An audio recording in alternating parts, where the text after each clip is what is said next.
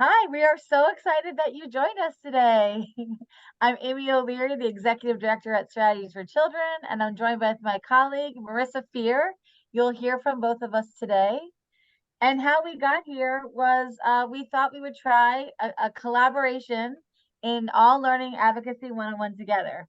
So we have a mix of college faculty and students here. We have a mix of undergrads and grad students. And we wanted to offer this opportunity to get together to learn more about Advocacy 101.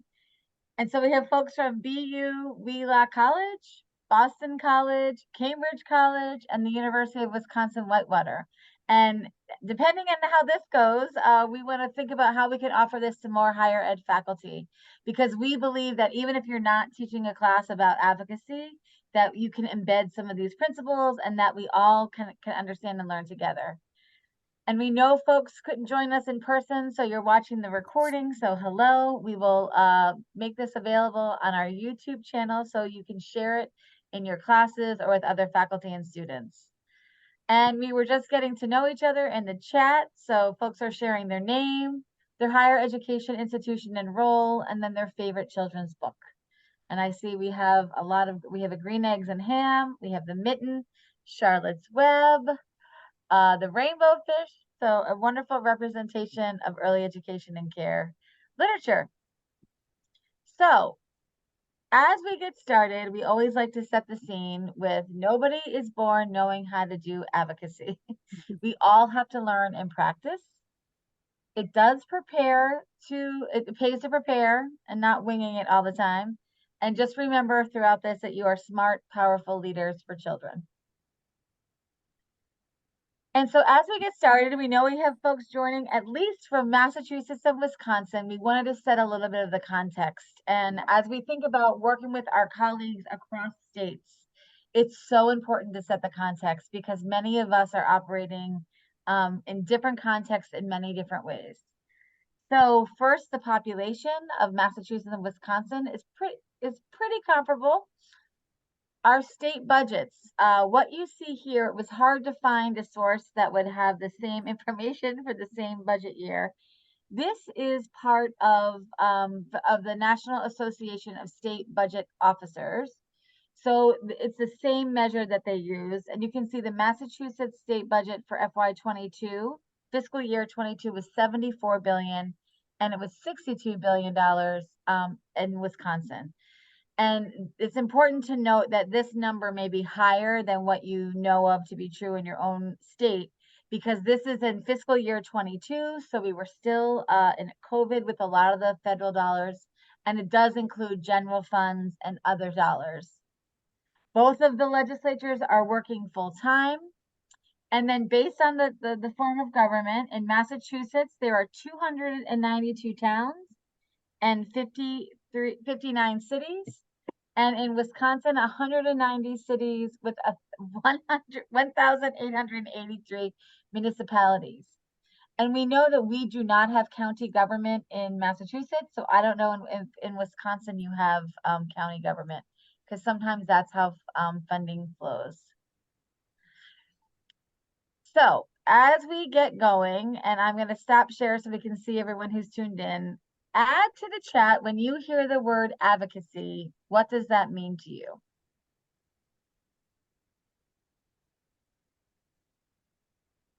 So what are some words or images that come up when you hear the word advocacy? And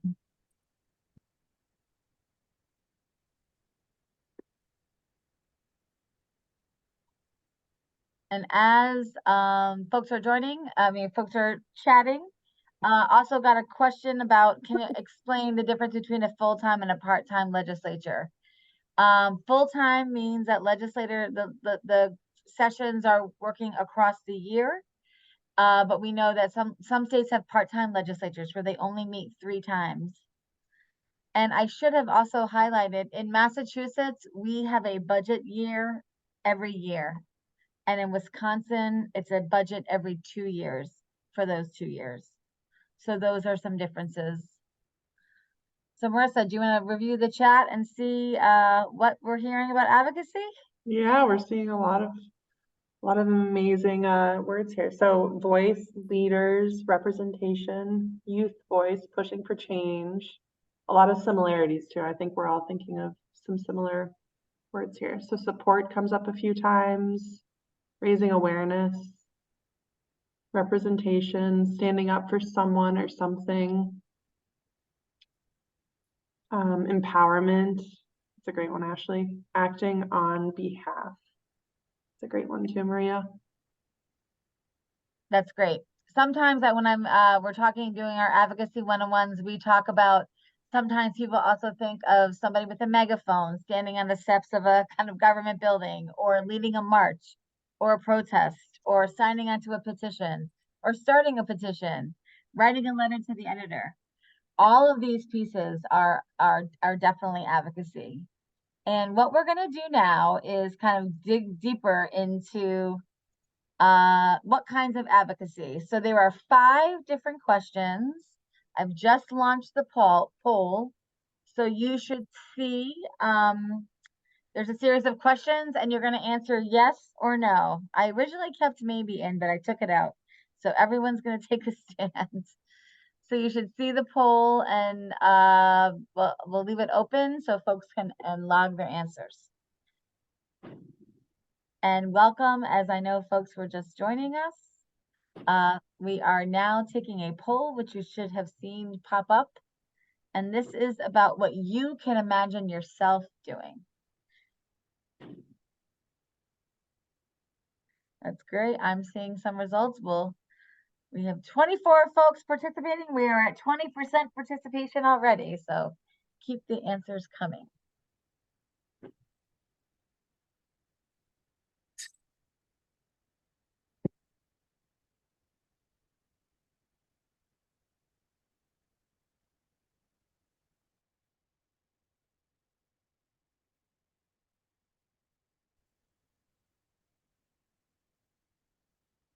So we will give it about 45 more seconds. We have almost half the people have already participated.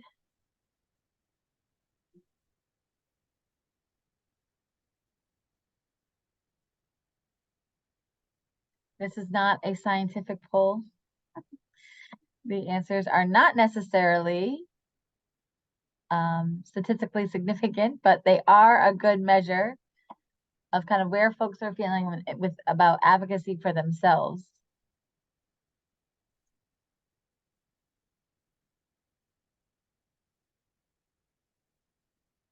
And don't overthink it. There could be many reasons, and we'll talk more about that as we look at the results.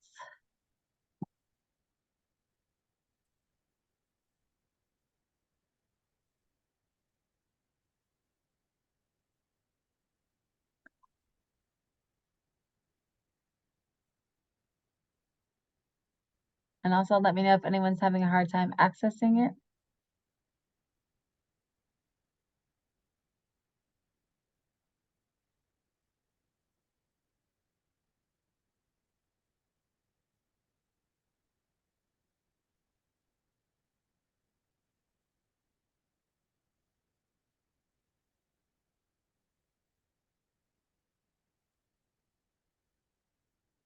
Okay, we'll give it like 30 more seconds.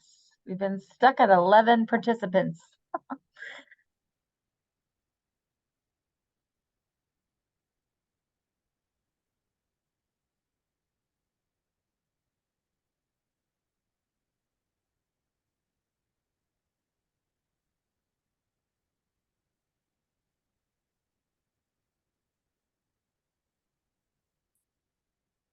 And so Marisa, when you take the poll, how do you submit your results? Does it say submit? I think because I'm a co-host, I don't have the option to. I can only see the results. Oh, all right. We're at 50%. So I am going to end the poll and launch the results in 5, 4, 3, 2, 1. And we can share the questions. Okay. So can folks see the results? So we have can you imagine yourself going down to City Hall to complain about a tax bill you think is too high? We have 4 say yes, 8 say no. And you don't have to out yourself with your answer, but why do people not want to go to City Hall? What are some reasons that you would not go down to City Hall? And you can come off mute and share.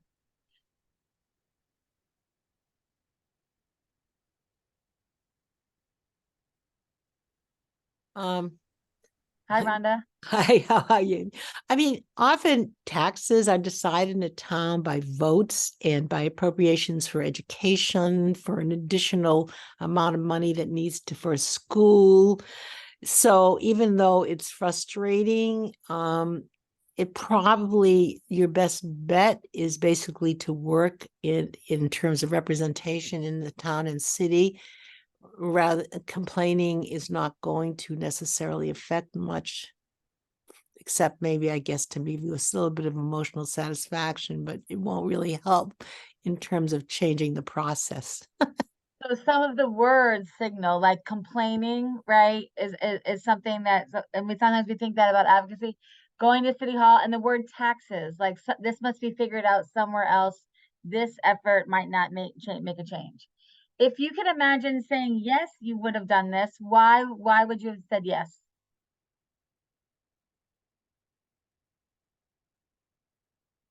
And people can just come off mute and share. Ashley. Sorry, I'm having very technology issues. I think for me, I have found when in situations where it may not make change, you get information.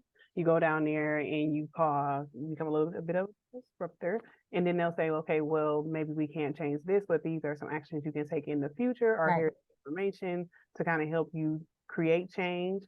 It's informative. It's really, for me, I have done it before going to the city hall and complained about things, but then also learned how the system works. So it's really good for a newcomer into advocacy to go down, ask questions, and you learn which local officials are responsible for what and which departments throughout the city are responsible. And then it kind of helps you navigate the system a little bit more. That's right.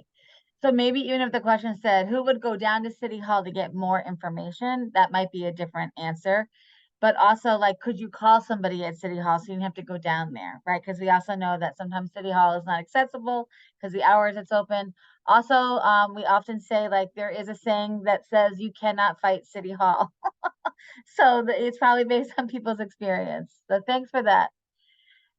One thing that didn't come up that often does come up is it's about your money. Like you are paying taxes, right? So it could make a difference in your own personal finances. So this is very common that more people say yes, they would help their neighbor when they get a confusing letter from Social Security by making phone calls and during dealing with bureaucracy. So why would somebody say yes to this?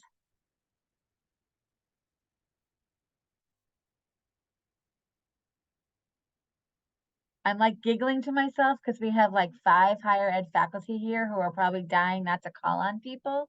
So faculty and students, please share who would help or why would you help? Well, I can Okay. speak to that. Hello, Ellie from Boston University Wheelock College. Hello. That's the kind of thing I do all the time, so it would be easy to do. I mean, Right. my daughter is on Medicare and Social Security and disability, so I'm like doing that all the time. And it's like, Right. okay, I know how to do the system, so I that's really a way that I know I can actually have an effective help. Right. And that's a very common answer. And it's also the mode. I'm calling. I could sit. What are some reasons why people would say no, I still wouldn't do that?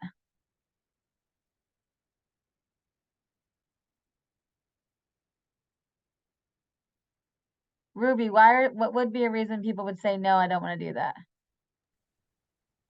Maybe if you're less familiar with doing something like that, it can be kind of scary, or maybe it feels like Right. it wouldn't be very effective, which might sway people Right. away. Like, what if I mess it up? What if I give the wrong answer? What if I don't have the right information? We've also heard like, I don't like my neighbor, and that's like a whole nother training. But yes, who would make a presentation at your local community group about a project or topic you care about and know well? Who would do that and why? Or why would people do that? Carmela, why would people do that?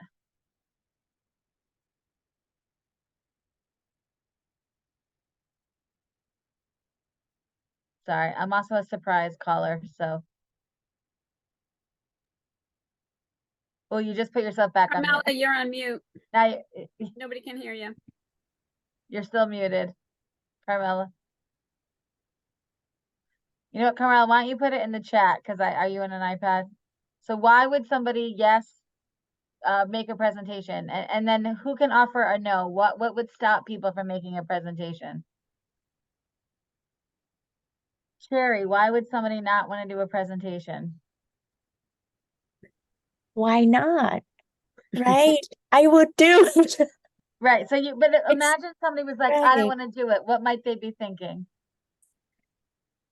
Maybe if someone like is not sure if they know enough Right. about the topic or Yes. if they will share correct information. Right.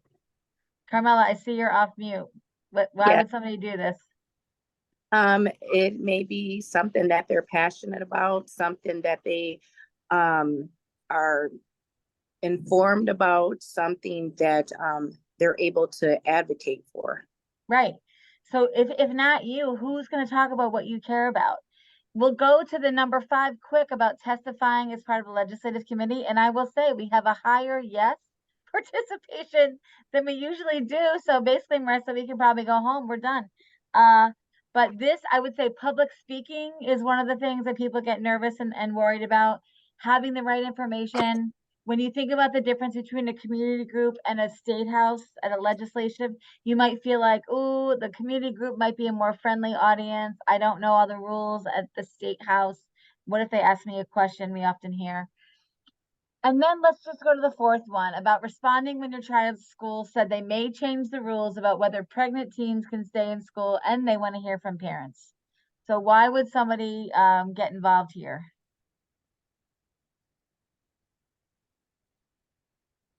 Mac. They might get involved because it's more of a personal matter and it could affect their lives directly or someone they know. That's right. So we see a lot of the root of advocacy is like maybe you're fighting about your own experience, someone that you love experience. They also are saying we want to hear from parents. We are trying to make a decision and we want to hear. So sometimes we have to look for when there's opportunities and when the invitation is there, then we certainly should take it. But what are some reasons why somebody would not do this, even if they were asking for feedback? What would stop people?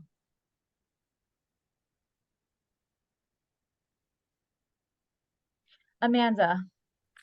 I said yes, but I'm just trying to think of the opposite side. Sure. As an educator of early childhood, I just feel, and a parent myself to a 3-year-old, I guess in a sense, I would worry about the kickback from the community or the administration who may be on the board, and how they may view a opposing stance. And so that could be a reason on why you wouldn't want to.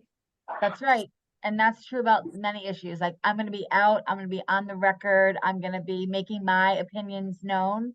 And the other thing, when you started off talking about kind of who you are and your child is 3, sometimes people will say like, well, that doesn't really affect me. You know, I have a 3-year-old, not somebody who's in high school. So all of these factors are exactly what either encourages us or maybe stops us from taking action, no matter what it may be, right? Those are all different kinds of advocacy. Calling on behalf of someone, you know, fighting for your own self, trying to understand why the tax bill is so high, and then making presentations, both at the local level as well as potentially, you know, at the legislature. So here's another opportunity, and we can use both chat and come live.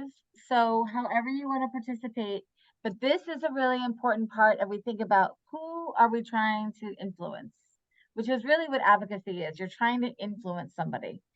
So let's just think together, who are the key decision makers that impact early childhood growth and development? And you can add to the chat, you can come live.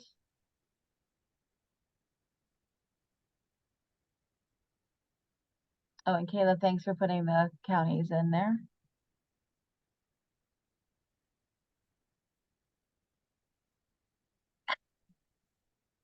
Who makes decisions about child growth and development? And I know it can lead to chaos, but please just come off mute and start saying things. If that makes sense. Amy, Yes, Jerry. Amy, to this question, do you mean like at what level? Any level. So there are lots of people out there making decisions, and I'll get us started. Sometimes we often hear, so when you think about state government, you hear the governor, you hear state legislators, you hear leaders of agencies, right? And that's all just in state government.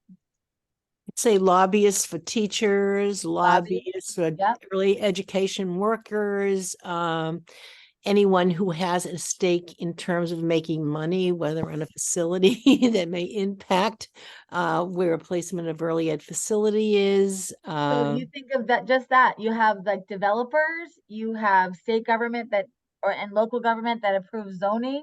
We've seen this issue come up a ton with family childcare. You have whoever's making the rules and regulations. That's right, Rhonda. Anybody else? I would also say even outside of the realm of just policymakers and legislators, there's also like after school programming administrators or anybody Yep. that's designing the curriculum for it. And I'll take that one step further, Lily. Who's selling the curriculum? What big companies are writing curriculum? Is it developmentally appropriate? Like, who are the school committees that are deciding what curriculum that we're going to buy? Who's deciding what the implementation is, what the supports are around that? So I think, Lily, you highlighted something that I want to reiterate. It's not just people in government. So let's like get that out of our head, because we know they are decision makers, but who else are the decision makers? Community organization, parents and caregivers, absolutely. Community initiatives in chat. Think about like the whole health, parents and teachers. You think about the whole health, doctors, departments of public health. If you think back at during COVID, local departments of public health were making big decisions about how people were going to access childcare, where the COVID testing was going to be. That's all about child growth and development. Principals in school districts, absolutely. Mentors, right? Who are the people that are leading the next generation of leaders? What do they think? Are they giving the same advice that maybe they gave that they got back, 30 years ago? Absolutely. Funders. Funders are deciding on kind of where to put resources, who to fund, what to fund. You also think about the health, doctors, pediatricians, nurses, speech pathologists, social workers and counselors, right? Anyone who's writing the developmental milestones of children, like anyone who's running a standardized assessment, think of the whole assessment industry. What assessments are we using? Is it online? Is it a paper assessment? How do we connect with families? So you can see, sometimes we just think, oh, I have to just go tell the governor because they may be, at a place of the media. Absolutely. Who are writing the headlines and the stories? And I'll give you an example in Massachusetts. In Massachusetts, our state legislature has approved dollars to come, state dollars to kind of take over for the federal dollars. So we're not facing the childcare cliff. We just had a story run in the Boston Globe, and there was a reporter who didn't talk to anybody from Massachusetts, and then wrote this whole story using national data about what's going to happen in Massachusetts at the end of September. And so, Marisa, what has happened over the past 2 weeks for us? Amy has been doing a lot of press engagement to make sure that the reporters who are working on this story and that are paying attention to this issue, which is so important, and we know a lot of states are dealing with it, but that they're understanding the complexity or the differences that might be happening in Massachusetts because we're dealing with a different situation. And so Marisa put together an incredibly specific and answered the questions, but also took the opportunity to provide some context. Because we're saying, yay, Massachusetts, we're good for another year, and then they're reading a story in the Boston Globe that's contradicting that. They just want to get to the bottom of it. So as we think about advocacy, it's really important for you to know who represents you. And so we will make these slides available, but so these are 2 different links for 2 different states. In Massachusetts, it's where do I vote ma.com. And in Wisconsin, you can see it's about my elected officials. And when you go to these links, you will be able to type in your home address and find out who represents you. And Marisa, you want to take this slide? Yeah, sure. So Amy actually has used this a lot in our Advocacy 101s, but policy is really a 3-layer cake. And when we think about all of the decision makers that we've just talked about and how they might be within federal, state, or local government, there are also a lot of decision makers that are outside of that realm. But we're going to talk a little bit about the people who are inside of that realm for the next few slides. So we see federal, state, and local all working together. And then when we talk about the federal government, we're really talking about what's happening in Washington, D.C., in our U.S. Capitol. And you can go to the next one. So when we're thinking about who represents us in D.C., we're thinking about 100 U.S. senators, 2 for each state, and 435 U.S. representatives based on population. I believe there's 8 in Wisconsin and 9 in Massachusetts. Did I read that right? Got it. So wait till you see our new slides that we're developing. So okay, awesome, you got these. So in Massachusetts, there are 2 senators and 9 U.S. representatives. So we have Senator Elizabeth Warren and Senator Ed Markey. And then we also listed their hometowns there because what we've found to be super interesting and also a very, very powerful advocacy tool is while these U.S. senators represent the entire state, you also have an opportunity to connect to them on the local level as well when you think about where they're from individually and their personal networks and where they're grocery shopping or where they may have a home, and how you can interact with them when they're back in the state as well as when they're in D.C. And then in Wisconsin, you are represented by 2 U.S. senators and 8 U.S. representatives. So we're thinking about Senator Ron Johnson and Senator Tammy Baldwin. Hometowns are Oshkosh and Madison. And now I do have to apologize to Wisconsin because we already had this slide for Massachusetts. So this is showing, what's it showing, Marisa? This is showing the 9 U.S. representatives in Massachusetts. So the entire state is broken up, and so each of these 9 individuals cover a portion of that state. And when we're thinking about advocacy at the federal level, as well as trying to connect them to something that may be happening within Massachusetts, we'll oftentimes say, you know, Representative Moulton, as an example, would you like to go and visit your home district? You can see a program that's in your district, learn a little bit about the early education and care sector from their specific sort of area of representation. And now I did do some homework for Wisconsin. So here are these are the names of the U.S. rep, their party, and then just like in Massachusetts, it's called like the 1st Massachusetts district. So in Wisconsin, as Marisa said, there are 8 districts in Wisconsin. And so you can see there, I also included the link, which is, it's a U.S. House website. So you can find out, and remember, so everybody in Wisconsin has those 2 U.S. senators, and then each of you in Wisconsin has 1 of these U.S. reps. It can be very confusing because the words are the same. Senator and representative. In Wisconsin, there's a different word for local. Mm-hmm. The only thing I'll point out too is just party affiliation is so different and the context is so different in every state as well. So that's something to pay attention to as well, that, you know, states have very different situations where you might have, we sort of refer to the combination of all of the representatives and all of the senators as the delegations. So like the delegation from Massachusetts leans more towards the Democratic side, whereas you see a little bit more of variety here in Wisconsin. And Marisa, can you share just a few minutes about your experience going to Washington, D.C.? We went in this past summer, and it was your first trip kind of on this like advocacy mission. We went with the Alliance for Early Success, but can you talk a little bit about what it felt like to be in Washington, D.C.? Yeah, that was a really interesting learning experience for me, because we mostly work in state government. So I've learned a lot about Massachusetts' state government and have had, you know, 3 or 4 years of interactions within state government in Massachusetts. So this was a new experience being in DC and sort of learning how the federal government operates and what it means to be an advocate in DC. And Amy is a registered lobbyist in Massachusetts, which is a classification that you have to sort of declare, and there's certain restrictions, a lot of reporting requirements.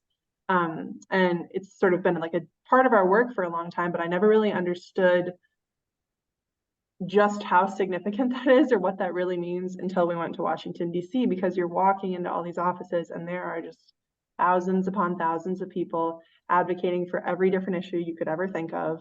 And it's just a constant revolving door. And the staffers for all of these offices are hearing about all these issues all day long, every single day. And that was a really eye-opening experience to sort of learn what that looks like in federal government and how that's a little bit different from what might happen in a state. And Ellie Freeland and Ellie is at BU Wheelock. We took a group of students to the Public Policy Forum that was in Washington, DC, and kind of had an experience with them visiting offices, understanding the talking points, just being physically in Washington, DC. The Public Policy Forum in February is going to be virtual, so more people can participate. You might not get the same experience being in DC, but to really learn some of the pieces of kind of what our messages and the agendas are for Washington, it's a great opportunity. We can put that information in chat. And then this is the Massachusetts State House. It is located in Boston. And then this is the Wisconsin State House, which is in Madison, Wisconsin. And so we've gone from the top layer of the cake to now we're in the middle layer of the cake at the state level. And so in Massachusetts, the executive branch is the governor and the lieutenant governor. We had an election in November of last year. So it is Governor Maura Healey and Lieutenant Governor Kim Driscoll's first term in office. Our governors are elected the executives are elected for 4 years. So they have a 4-year term that started in January. And then in Wisconsin, this is the governor and the lieutenant governor, Governor Tony Evers and Lieutenant Governor Sarah Rodriguez. And so both states have governor and lieutenant governor. And then in Massachusetts, this is what our education care system looks like. I did not try to do Wisconsin, but I know there are folks here like Kayla who you can develop a slide or even come live and tell us. So in Massachusetts, we have the governor and then we have a secretary of education, Secretary Patrick Tutwiler. And in Massachusetts, we have 3 departments of education: early education and care, elementary and secondary education, and then Department of Higher Education. And then you can see each department has its own commissioner and board. And we'll go to the next slide. And this, you can see the secretary, the undersecretary, Mark Riley, and then the 3 commissioners. And so we are a separate organization. In other states, early education sometimes is between Health and Human Services and education. Sometimes it's parts of it sit in a governor's office. Sometimes it sits in departments of health. So it's important to know your own state context. Again, like who do you go talk to about what? Kayla, not to put you on the spot, but can you tell us what it looks like in Wisconsin? Frantically Googling and make sure I have it right. And if other people from Wisconsin, if I miss anything, please jump in. So we have different departments. So we have the Wisconsin Department of Children and Families. So they do a number of things, but they oversee the licensing and regulation for group and family childcare programs, the child welfare and well-being and child protective services, all that. And then we also have the Wisconsin Department of Public Instruction. So I think that's more K-12. And then I would say most things are housed within there. And then we also have the Department of Health Services. So they are overseeing some stuff that is related as well. And if I missed anything, which I'm sure I did, please have anyone else add in. Well, and this is really looking at the high level. But so like you wouldn't go to Wisconsin looking for the same governance structure that we have in Massachusetts. And part of this is what the challenge is advocating nationally at the federal level, because all of our states have different ways of putting funding out, of who's making those decisions. So back to that kind of question that we had about who makes decisions, you have to know that might not have the same title, it might not be in the same agency. There is a U.S. Department of Education and there is a U.S. Department of Health and Human Services, and many parts of the work that we do exist in both. So imagine like we're trying to navigate it and understand that. We're also trying to help other educators and families understand that. And then we're helping the policymakers try to understand this. So really having an understanding of your own system, whether it's the local, state, or federal level, is important. And we are happy to help you think about that. Thank you, Kayla, for jumping in and telling us about Wisconsin.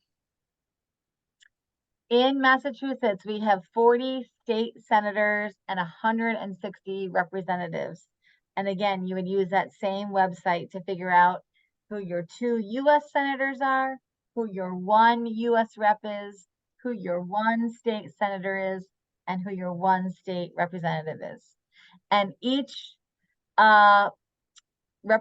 person represents kind of like the governor represents the whole state. A senator, there's only 40 districts in Massachusetts, 160 reps. So the space that you're representing kind of changes with whatever role that you have. And then Wisconsin is pretty similar. There's 30 state senators, and Wisconsin, instead of calling it a state, a House of Representatives, it's a state assembly. But it looks like it's the same function. So again, you have one state senator and 1 state assembly person. In Massachusetts, we have a Speaker of the House, Ron Mariano, who is from Quincy, and we have a Senate President who is from Ashland.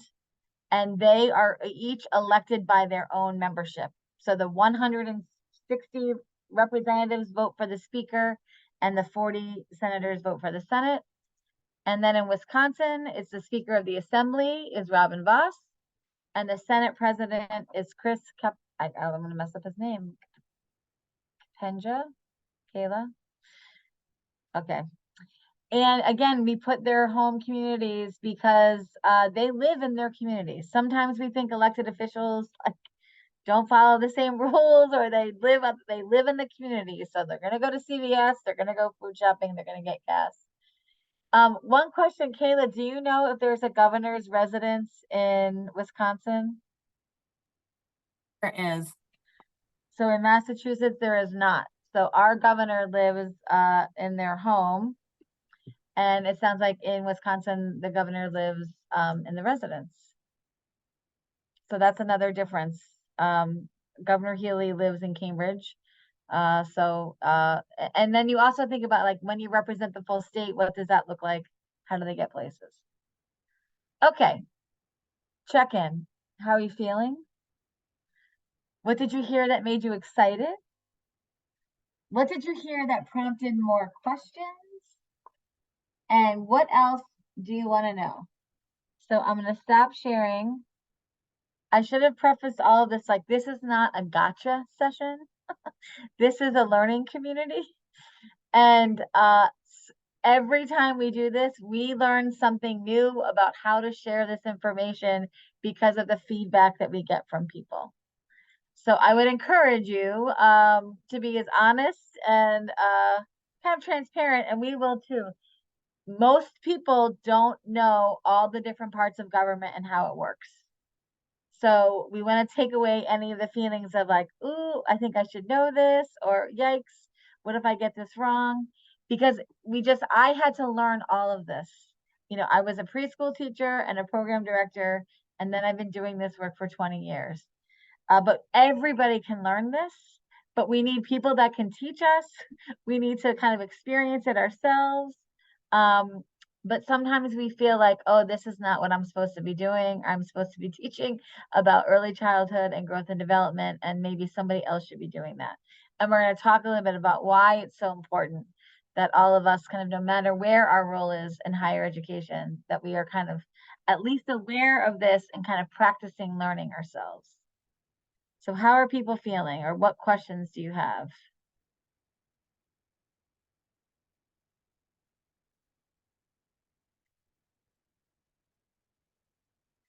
So Emma, how are you feeling? Good. I'm from Massachusetts, like I live here, and so it was nice to see like have everyone shown because I honestly did not know everyone. Right. And especially like the people in the education departments too. So that was helpful. Great. There's a story that we have that at one of our big advocacy days, we had 500 people at the State House. Everybody's psyched. Everybody made appointments to go visit legislators. A whole group of people went to a senator's office, but the senator walked by them out of the office and nobody knew what the senator looked like, which is very common. And they all kind of were like, "We're here to see Senator X." And they're like, "Oh, you just missed the senator. He just left." And so that taught us that we need to see their photos.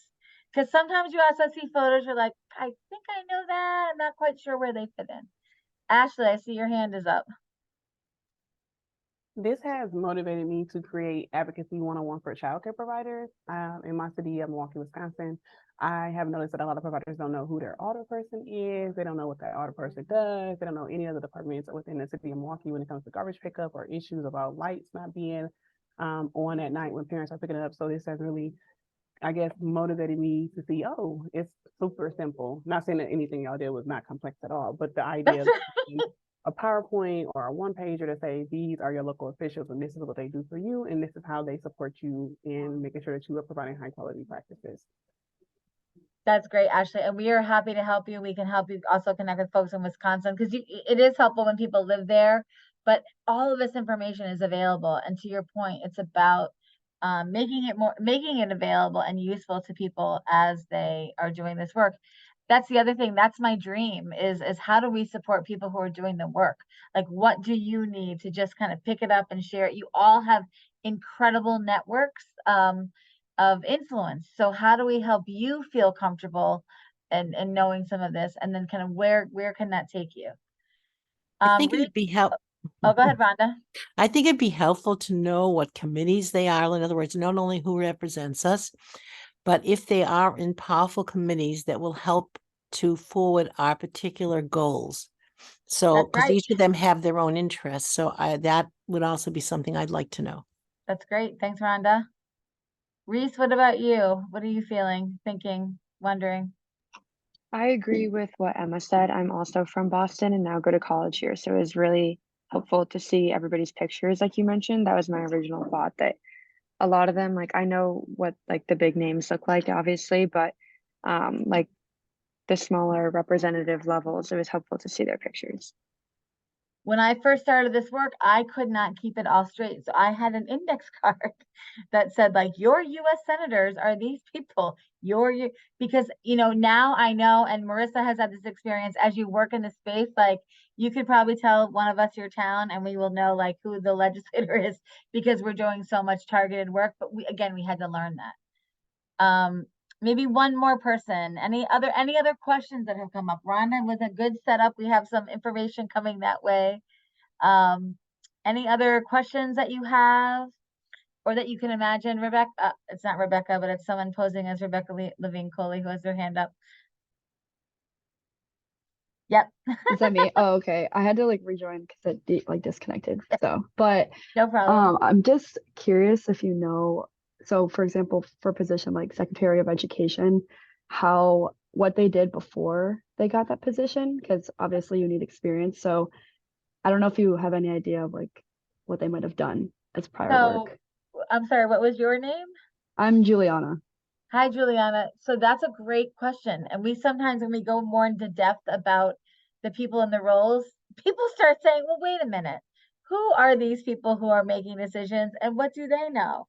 And so what we know is Secretary Tutwiler in Massachusetts was a superintendent in Lynn Public Schools. And he has experience there.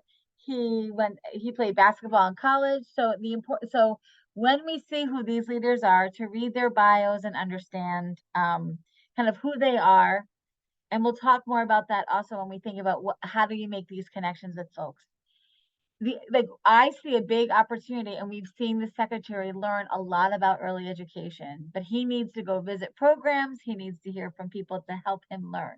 So if we take our kind of stance as an educator seriously, we are the people who are the experts in the work that we do.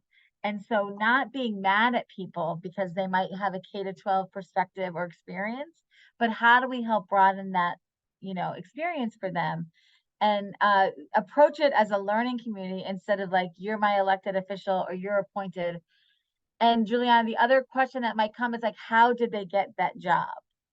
So the secretary is appointed by the governor in Massachusetts, right? If you're a legislator, you have to run for office.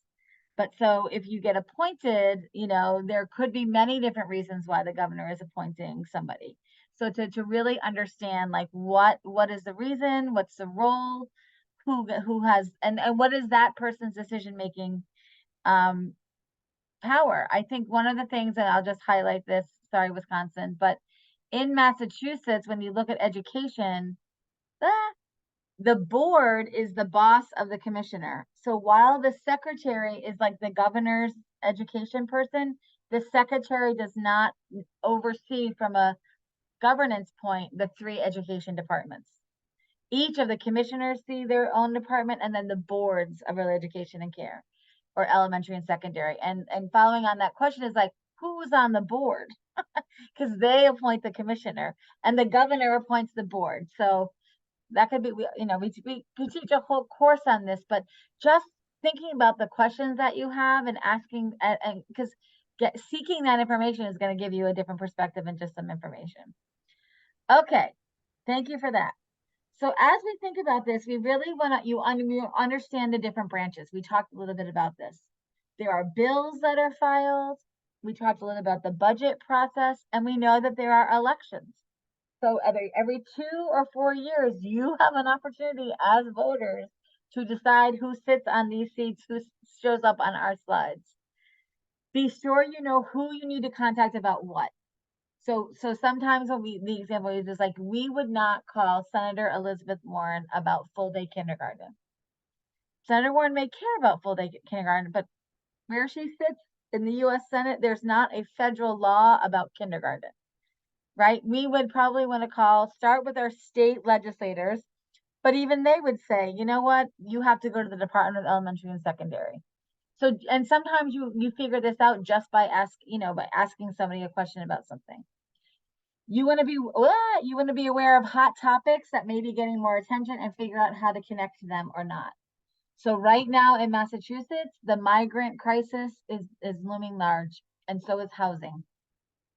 And we just got a call from another reporter who's working on a story about what is the government command center doing about children birth through 5 who are migrants or having a homeless crisis. And so that's a hot topic. It's not necessarily about childcare, but we know that young children and families are impacted. You want to connect with groups and organizations who do this work in your community. You don't have to figure it out on your own. And then not to be intimidated by the process, because you can do it. And remember that you're smart, powerful leaders for children, that you are the content expert. Sometimes we have to think about our messaging and not use all the acronyms that we use, or think about how we can explain something without jargon. You also, if you have the opportunity to meet an elected or an appointed official, you don't have to say everything all at once. Just like everything else, you want to build a relationship. You want to break down the research. They're very interested in like research about their own district or own state. And then staying current and sharing new research. That could also be like trends that you're seeing in your own programs. We're seeing families that are really thinking about food insecurity in a different way. So, as I always say, that we're like we're private investigators, where we as early educators have a touch point for children and families, and that information is valuable to policymakers. And then to Rhonda's point, when you're connecting with elected and appointed officials, do your research. Get their photos, know their bios, see what committees they sit on. So for instance, if you are a state senator, you represent part of Massachusetts, but if you are chair of the education committee, you are supporting education for everybody in Massachusetts, right? So it's important to know where your legislators sit, and then getting to know the committee leads as well, and the members. Many states have caucuses. We know in Massachusetts there is a new after-school caucus. So these are legislators that are really focused on after school. There's also sometimes women caucuses, Latino-led caucuses. So just understanding what caucus are, you can look at their voting record. Yesterday, we had a vote in our Massachusetts House to overturn a veto of the governor to make sure that the rates for early childhood, that got overturned. And the vote was 155 to 1. And it was a roll call vote. And so everyone's like, who was the one person that voted against childcare rates? Again, like, you want to know it, you want to do some research. And then their personal passions. We know that people act on what they believe in. And we know this is true for our legislators and elected officials. We will often see people take on issues and causes that are close to them personally.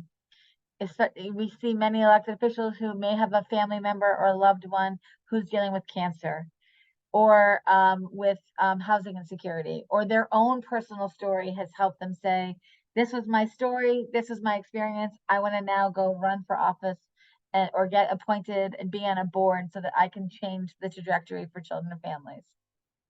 We want you to develop a plan and keep in touch. And an easy way to do that is add your elected officials to your newsletters. So in higher education, if you're sitting in someone's district, make sure that your local, state, and federal officials kind of know what's happening with your program. If you're a student, we know issues like student loan forgiveness, financial aid, right? Even advocating in your own university is important. Inviting them to come to speak to your class. Typically, when I teach an advocacy class, I always have a state legislator, at least, and a staff person come or be connected, because kind of demystifying this, that everybody is just a person, is important. Sign up for their newsletter. So every elected official has a kind of an e-blast. And if you get on your legislator committees, if it's your Department of Children committees or the Department of Early Education and Care, get on that mailing list, because that's just I know we all get a lot of email, but at least you can take the temperature and stay kind of up to date. And then following them on social media is another opportunity. Many electeds are now on Instagram. They were on Twitter, Facebook. So if you're following them, they often are showing kind of what they're doing at the community. You can also see a trend. What kind of events are they going to? Do they have a focus on veterans and they're doing like a lot of veterans events? How do you connect veterans to early ed, right? We can figure out how to, and how do we think about and know what their interests are. So I'll stop before we kind of close out, and we have time for questions. And Marisa, I know you've been, if you have any things to share as you have come into this work, both in your role as an advocate and as a higher ed instructor, kind of what would you also want to share? I would just add, or I would emphasize what you said at the beginning about it being a learning experience. I think both Amy and I come from previously working in the classroom and working with children and families. And I have learned that advocacy is an ongoing process. You never sort of reach the finish line. It continues, which is challenging, but it's also exciting. And I think it kind of makes it a little bit easier for anyone to step into that. So that would be my one kind of big takeaway. And then anyone can do it. But love to hear any of your questions or final thoughts from the group today. I have a comment that, I think it's very hard to be full thrust all the time, and be working in classrooms and everything else. So I think the important thing is to know when there's a strategic thing that needs to be done in early ed, whether it's a piece of legislation for money or expansion or licensing.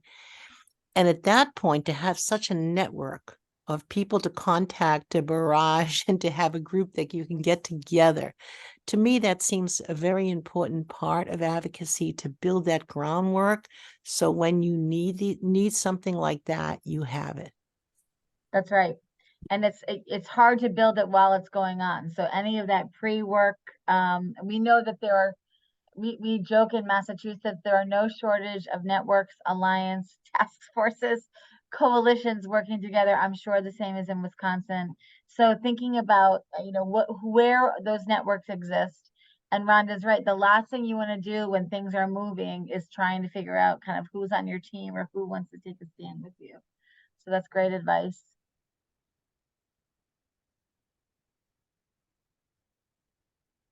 Other thoughts? Caroline, what about you? What are you thinking, or any questions, or what stood out for you?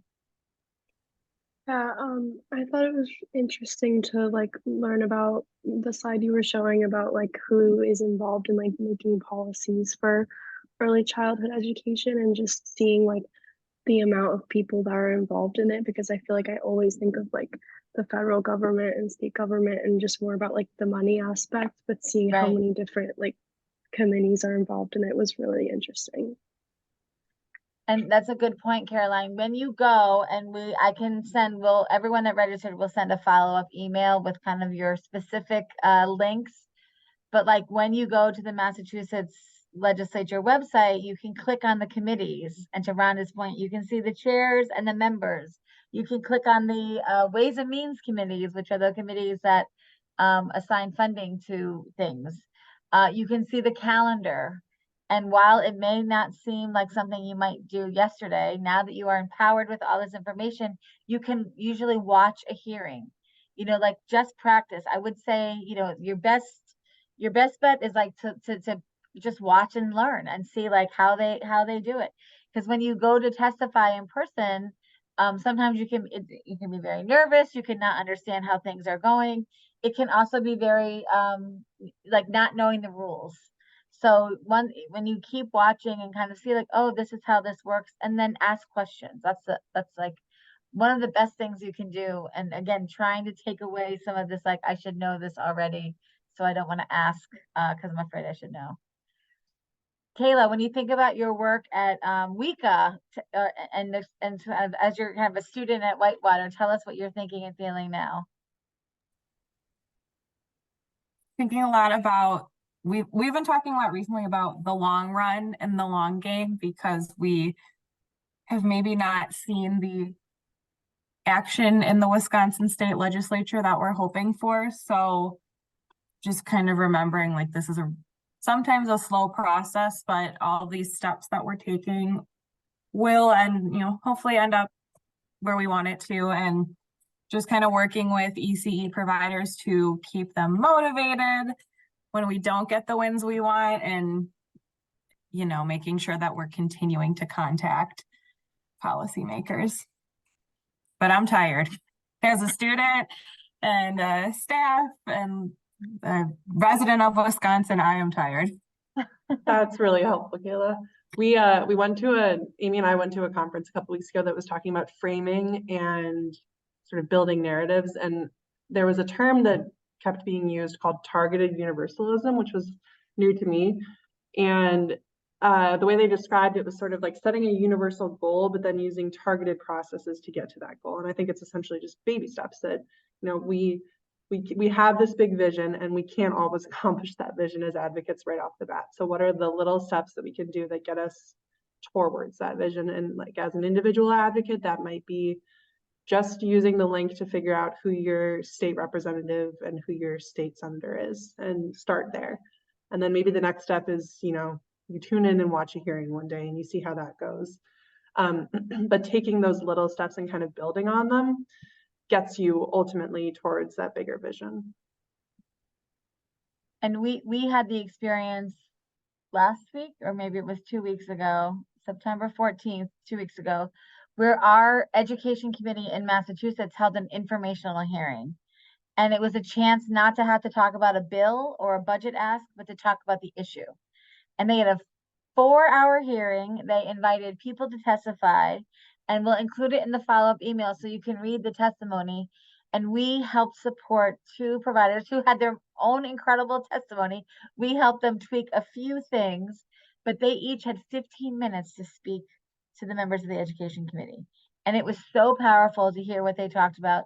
They shared specifics about like, this is how the decision you make here impacts my program financially, and this is what we need to keep going. Kayla, they talked about being tired and over. This is the other thing that Marisa and I have talked a lot about as educators. We want to help support folks who are doing the work and don't have the time to be looking through all these lists or trying to figure out all these questions. So please, as things come up, thinking about how we can support you or anyone that you're working with, to really, help you be positioned for success. So when we think about taking action, doing your homework, asking questions, what else do you need to know?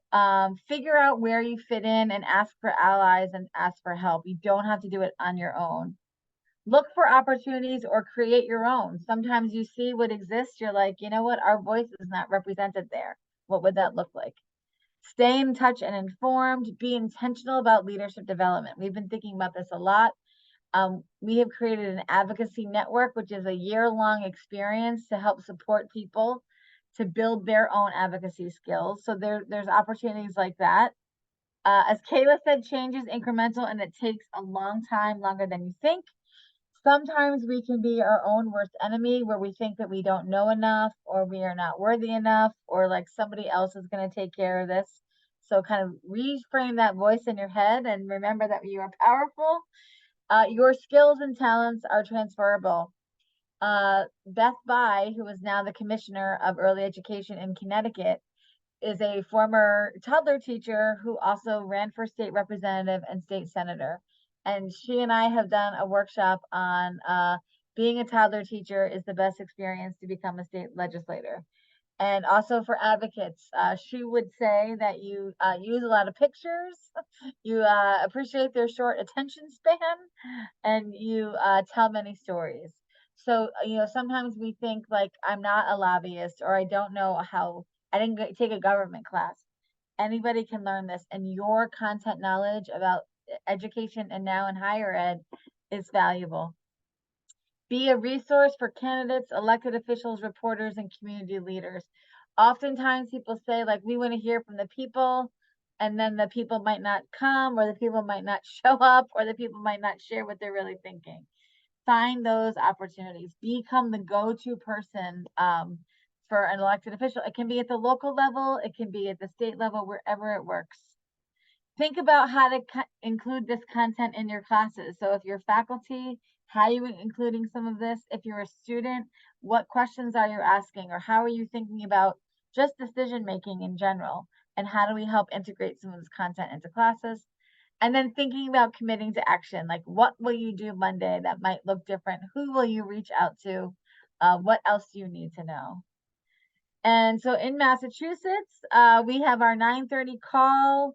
We have the early childhood agenda. We have our advocacy network and our Eye on Early Childhood blog. So these are all kind of strategies for children productions.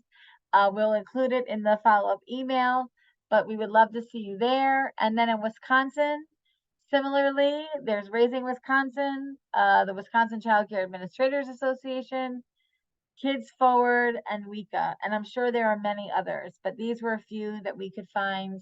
So there are organizations doing work in your state that you can kind of connect with and collaborate with and bring all your skills and experience.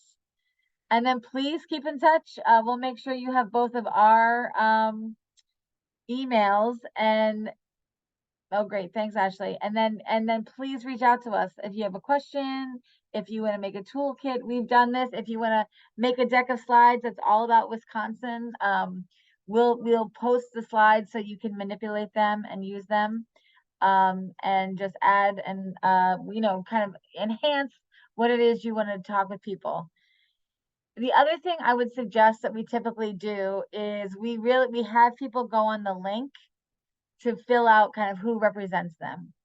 And so as we close out, I'm going to put the links in the chat for both Massachusetts and Wisconsin, because it's important for us to kind of take that first step about like just understanding and knowing. Again, I told you I kept everything on an index card for a long time, but I will put the links in chat. So first, this is Massachusetts. So you can click right on this link.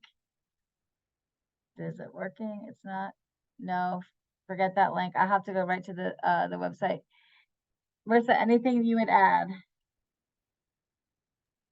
No, I think just that was great meeting you all, and I will reflect on my time in higher ed. So I did an internship with Strategies for Children actually when I was getting my master's, and I think that Amy and then our colleague Titus do a really great job sort of making themselves available, being willing to connect individuals to other organizations that they may have in their networks. And at the time, I was so intimidated by that idea and the idea of like, yeah, I'll do an informational interview and learn about this organization, or I'll meet with someone for coffee and learn more about what they do for work. And I would just say that Amy and I get emails all the time, and we're really happy to meet with anyone. So if you want to stay connected, or if you want to come to the 9:30 call or give a presentation on something that you're working on, or meet someone that you might see on a call that we're hosting, that is fully open invitation.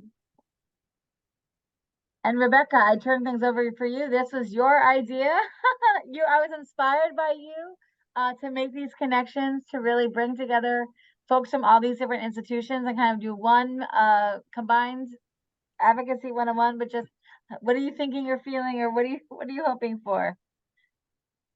I mean, I'm hoping that students gain some knowledge, and my colleagues as well, about the different ways in which they can get involved and share their knowledge and their experience. And it can be at a really local level, or it can be at a much broader level. It can be sort of through a professional organization, through personal connections, just the variety of ways. So, I mean, it's interesting when you posted that first poll, I guess I read it really too quickly.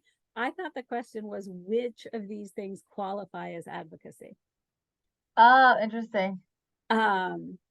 That's where I thought you were going. So, I thought it was a great example of sort of, it can be done on this sort of, more political level, contacting your representatives, or a much more local level or interpersonal level. That's right. I think that's there's self-advocacy, there's advocacy for others, there's legislative advocacy, budget advocacy, regulation advocacy we didn't really talk a lot about, but so many of what governs our organizations are about the states is done in regulation. And that's done by appointed officials. It's done by they usually have to have there are protocols that they kind of put, this is what our idea is. It has to go up for public comment for 45 days. It's got to come back. The federal government does that too. And I think sometimes we don't think of those opportunities, but I'll tell you, during COVID, that's what we did every day in the 9:30 call. We had the commissioner of early education saying, we want to do these policies. And we had people who were opened up for emergency childcare saying, that's not going to work. If you just do it like this, it's going to work for us. So Marisa coined the phrase, it was unfiltered advocacy. And sometimes we feel like we have to have the exact right words or the exact right frame, but this unfiltered advocacy had a much bigger impact than, just because we didn't have time to think about messaging or have polished talking points. It was like, we're opening Monday, this is what we got to do. I think the last thing I'll say is just looking for people. People want to help. And sometimes because of their role, they have to be more thoughtful about how they speak about things in public, about how information, and that can be frustrating when you're trying to just get more information. So we're happy to help you navigate that too. Like if you keep not getting an answer about something, or you feel like it's just getting passed around, let us know. And because another follow-up question is, if you aren't the right person, is there someone else I should talk about this? Because it can be frustrating if you're just getting kind of a non-answer and you really want an answer, or you want more information. So thank you for joining us. We will have this available in recordings. I think we want to think about more about bringing these higher education institutions together. You're all doing such incredible work, both students and faculty. We appreciate all the work that you're doing, and just want to keep working together to figure out how we can support you and continue to have this learning community about advocacy and policy. Thank you very much. It was great. Great. Thank you. Maybe as folks are leaving, one word in chat about how you're feeling, since we checked in the beginning. So just one quick word in chat about how you're feeling. Woo!